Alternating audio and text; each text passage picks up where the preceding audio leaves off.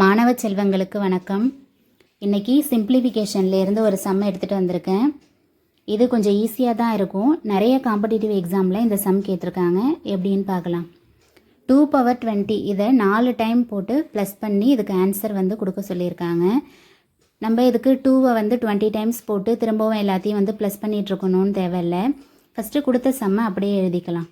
2 power 20 plus 2 power 20 plus 2 power 20 plus 2 power 20 4 times எழுதிட்டு இதில் 4 தடவை இருக்குது, எல்லாமே சேமாக இருக்குன்றதுனால நான் 1 டைம் காமனாக 2 பவர் 20யே வெளியில் எடுத்துக்கிறேன்.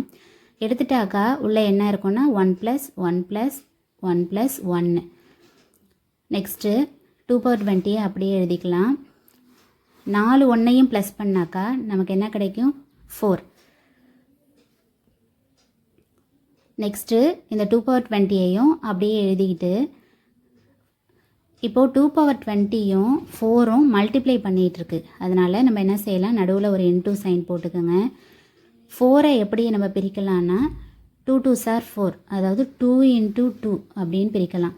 2 தடவை இருக்குது, அதனால் 2 பவர் 2 அப்படின்னு சொல்லி எழுதிக்கலாம். இப்போது அடிமானம் எப்படி இருக்குது? பேஸ் 2 2ன்னு சேமாக இருக்குது.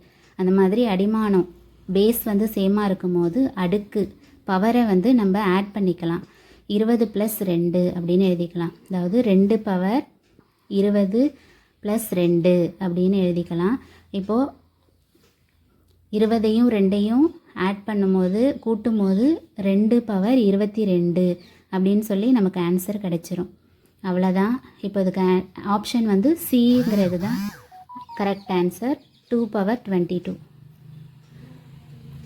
இது உங்களுக்கு யூஸ்ஃபுல்லாக இருந்ததுன்னா உங்கள் ஃப்ரெண்ட்ஸுக்கும் ஷேர் பண்ணுங்கள். தேங்க்யூ.